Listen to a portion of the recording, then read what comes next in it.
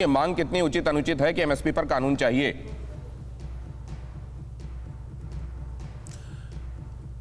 इस विषय पर 15 मिनट तक आपने प्रवचन दिया और सभी पक्ष और विपक्ष की जो बातें हो सकती हैं इसके एमएसपी के बारे में आपने रख दिया।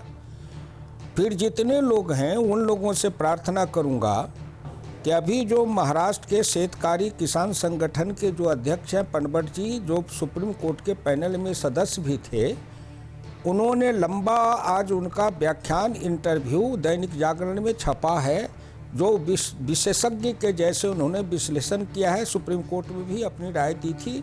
वह रिपोर्ट भी सर्वोच्च न्यायालय को सार्वजनिक करना चाहिए। और वो जो कह रहे थे वो वैज्ञानिकता है, उसमें व्यावहारिकता है, तार्किकता है, सब कुछ है, वो समझना चाहिए। मैं तीसरी बात ये कहूँगा कि जो ये न्यूनतम समर्थन मूल्य है ये सरकार के द्वारा तय होती है।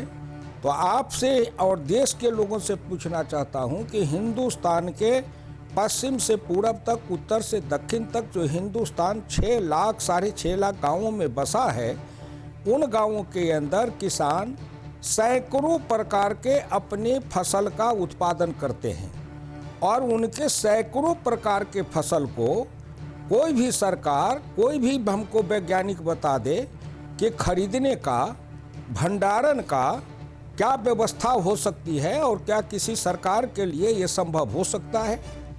अगर केवल धान, गेहूं यही 2 एमएसपी के अंदर आया जाए तो बाकी ज्वार का, बाजरा का, जौ का, उड़द का, मटर का और पूर्वोत्तर में जो रागी है, सामा है, कौनी है, कोदो है, अनेकों प्रकार के जो किसान पैदा करते हैं और उनकी कोई ज़्यादा तादाद नहीं है, तो फिर उसका क्या होगा?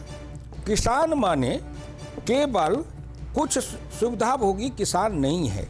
एक बात और मैं आपसे प्रार्थना करूंगा कि हिंदुस्तान में 3 तरह के किसान हैं। एक किसान है जो केवल खेती पर निर्भर है, उसी से उनकी परवरिश है, बाल बच्चा का सब कुछ, उनका दवाई से लेके बीमारी का इलाज सब खेती पर है।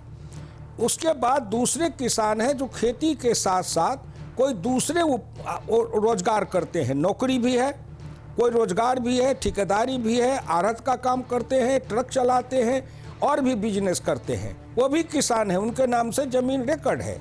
तीसरे वो किसान हैं जो सरकारी अफसर हैं, बड़े बड़े कार्यालय में बैठते हैं, उनके पास में भी काफ़ी साधन और सुविधा है। आप किस किसान को सुविधा देना चाहते हैं? माननीय प्रधानमंत्री जी की दृष्टि भारत के अंदर जो लघु सीमांत किसान हैं, 5 हेक्टेयर से कम जमीन जोतने वाले हैं, उसमें भी 2.5 हेक्टेयर से कम जमीन जोतने वाले जो सीमांत किसान हैं, वो किसान हैं। और किसान के साथ ये वर्गीकरण आपने बहुत महत्वपूर्ण बताया। हम लोग भी इस पर चर्चा करते रहे। हुकुम जी, मौजूदा स्थिति में समाधान किधर बनता है ये बताइए मुझे।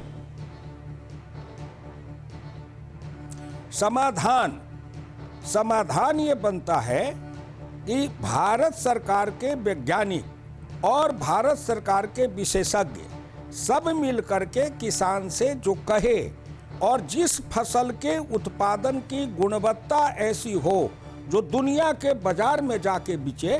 और चौधरी चरण सिंह जब थे किसान के बड़े नेता, तो हमेशा कहते थे कि वह दिन भारत के लिए खुशहाली का दिन आएगा किसानों को, जब मेरठ का किसान अपना गन्ना, अपना गुड़ ले जा करके दुनिया के बाजार में बेचेगा। तो जब चौधरी चरण सिंह से बड़ा किसान नेता कोई पैदा नहीं हुआ है अभी पिछले 50 बरस, 100 बरस के अंदर, और वो उन्होंने लिखा था economic nightmare of India, its causes and cure. उन सभी किसान नेता राकेश टिकैत जी को पढ़ना चाहिए, क्योंकि वो उन्हीं चौधरी चरण सिंह जी के भूमि के हैं और उनको हम लोग नेता मानते थे।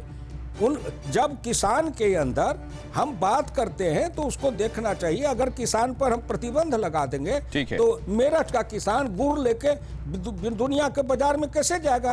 तो सर वो कितना दूर है वो दिन कि मेरठ के किसान का गुड़ बिकने लगे दुनिया के बाजार में? कितना दूर है वो दिन? कोशिश तो हो रही है, ट्रेनें चलाई जा रही हैं इसके लिए, लेकिन वो दिन, वो आदर्श स्थिति कब बनेगी? वो आप बताइए। आप वो दिन तब आएगा जब वहाँ के किसान और देश के किसान उसमें सहयोगी बनेंगे, उनकी उसमें सोच में वैज्ञानिकता आएगी, उनके सोच में विशेषज्ञता आएगी। आज के युग में विश्व के कम प्रतिस्पर्धा में ठीक है। गुणवत्ता में हम उनके मुकाबला करें और अपनी गुणवत्ता उनसे श्रेष्ठता सिद्ध करें। बहुत महत्वपूर्ण बात आप कह रहे हैं कि गुणवत्ता ही हमारा लॉन्ग टर्म सॉल्यूशन हो सकता है, लेकिन गुणवत्ता को बाजार प्रोवाइड कराना सरकार को इंश्योर करना पड़ेगा। सर, इससे क्लियर कट शब्दों में और बेहतरीन तरीके से आप और कोई बात नहीं कही जा सकती, लेकिन इसके दूसरे आयाम भी हैं, वो भी समझना है हमको। आपका धन्यवाद करता हूं सर, आपने वक्त निकाला, बहुत शुक्रिया। और बहुत मार्के की बात आपने कही। परवाह देश की, सोमवार से शुक्रवार रात 10 बजे TV9 भारतवर्ष पर।